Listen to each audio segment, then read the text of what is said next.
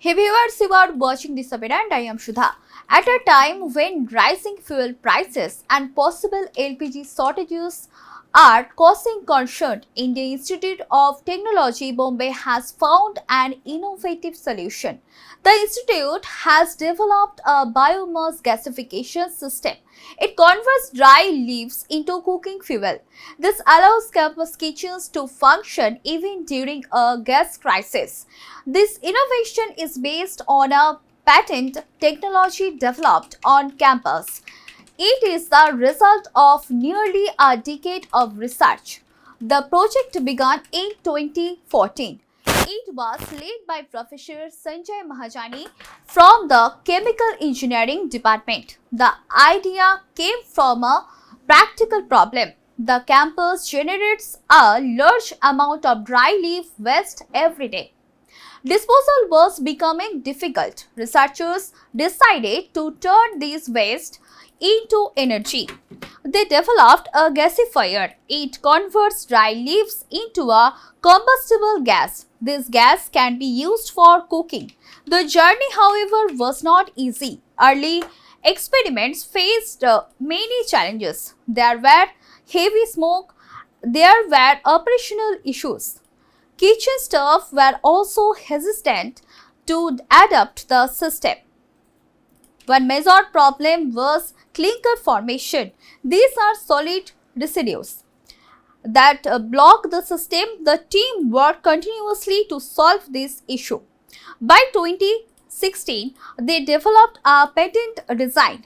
It reduced clinker formation significantly. This made the system more efficient and practical. In 2017, Professor Sandeep Kumar joined the project. He is from the Energy Science and Engineering Department. He helped design an improved burner. The Institute's Living Lab initiative played a key role. It allowed real-time testing on campus. This helped improve safety and performance. It also built trust among users.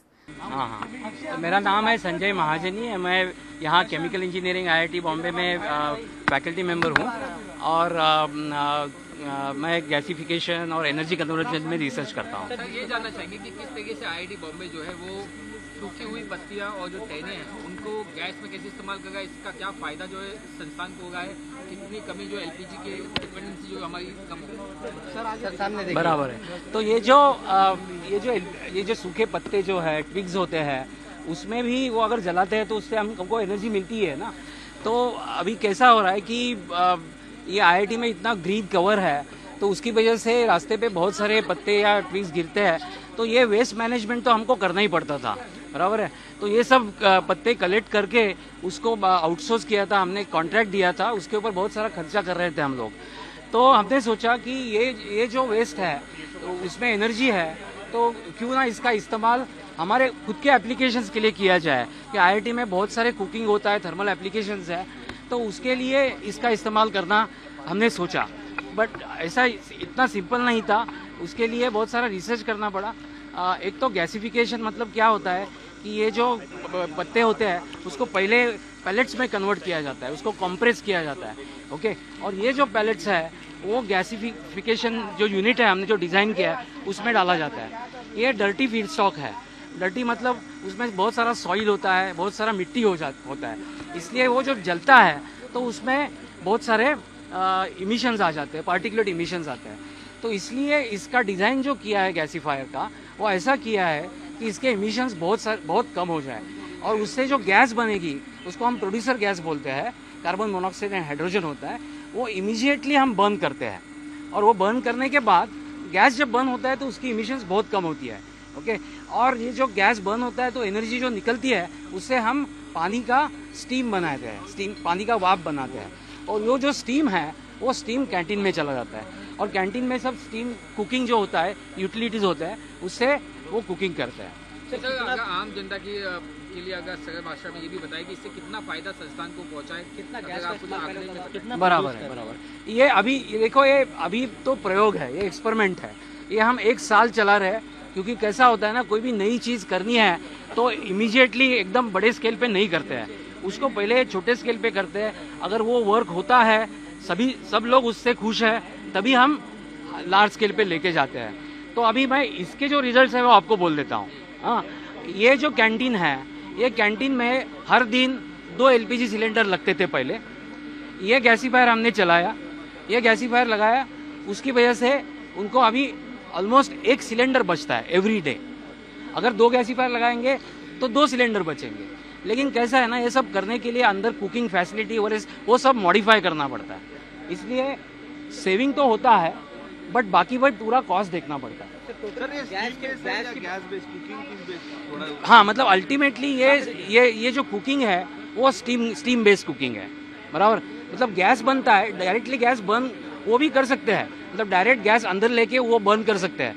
But क्या होता है ना, कभी कभी वो smoke होता है, कभी कभी उससे स्मेल भी आ जाता है। तो इसलिए एनक्लोज किचन अगर है तो अच्छा होगा कि हम गैस बाहर बनाएंगे, गैस से स्टीम बनाएंगे और वो क्लीन स्टीम जो है वो अंदर जाएगी, ओके।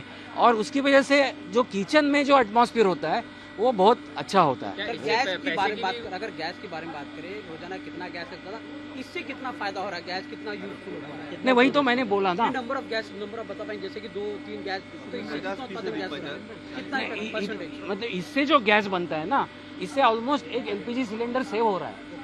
हाँ, 1 LPG सिलेंडर सेव हो रहा है इसकी वजह से। सर, इससे जो कार्बन डाइऑक्साइड का इमिशन वो भी क्या कम होगा है, क्या दूसरा जो कॉस्ट था वो भी कम होगा, किस तरीके से फाइनेंशियली जो फायदा पहुंचेगा? बराबर है। तो इसके मतलब एक तो कार्बन डाइऑक्साइड इमिशंस की जो आपने बात की वो सही है। मतलब LPG जो है वो फॉसिल फ्यूल है। LPG आप जब बर्न करते हैं तो हवा में जो कार्बन डाइऑक्साइड जाता है वो वापस नहीं आता है। अगर बायोमास जो है, मतलब ये पत्ते जब मैं बर्न करता हूँ तो उससे जो कार्बन डाइऑक्साइड निकलेगा वो वापस ट्रीज लेंगे और ये साइकिल पूरा हो जाएगा, बराबर है। इसलिए बायोमास को रिन्यूएबल फीडस्टॉक बोलते हैं। तो इसलिए अगर मैं LPG की जगह ये अगर पत्ते यूज़ करूँगा तो उसकी वजह से नेट कार्बन डाइऑक्साइड इमिशंस जो है हवा में वो कम हो जाएगा, वो सिग्निफिकेंटली कम हो जाएगा। मतलब अगर मैं LPG पहले 2 सिलेंडर यूज़ करता था, उसकी वजह से 1 सिलेंडर अभी यूज़ कर रहा हूँ, तो मेरा carbon dioxide emissions almost half हो गया है।